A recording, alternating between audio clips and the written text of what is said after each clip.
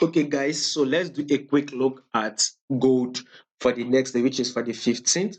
So if you are yet to subscribe to the channel, maybe probably you are new to this channel or you've not subscribed, I want you to click on the subscribe button.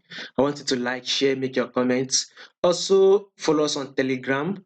You will find the link to the Telegram channel in the comment section. I want you to follow us on Telegram if you are yet to follow us, or if you are not following us on Telegram.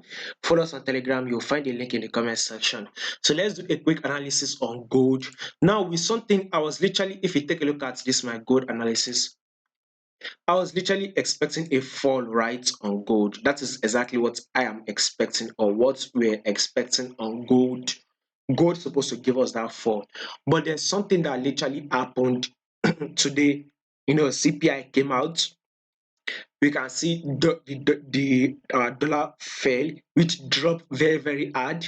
I believe it will drop for a couple of days. Since it dropped hard today, tomorrow that we are trying to do this analysis for, which is for the 15th, we still expect some drop on dollar, though it might give us a pullback which will come bullish a little bit, then it will continue the drop.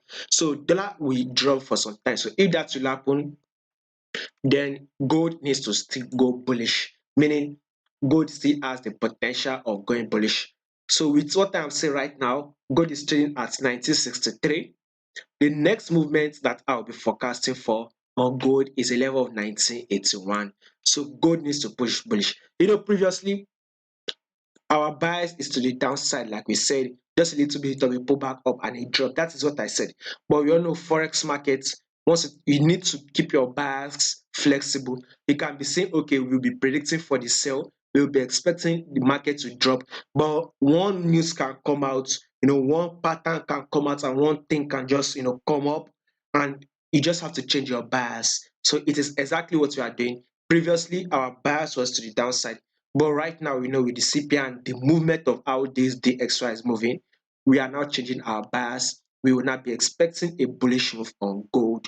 So with what I'm saying, I will go to the 1 hour time frame. Let's see on this 1 hour time frame what it's saying.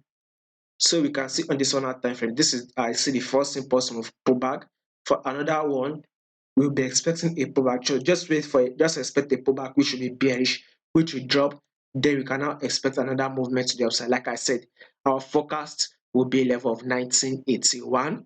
Just though we'll be expecting a drop, a pullback to a level of probably 1958 to a level of 1957. Within those two levels, then gold will now take off again. We will see that buys on gold.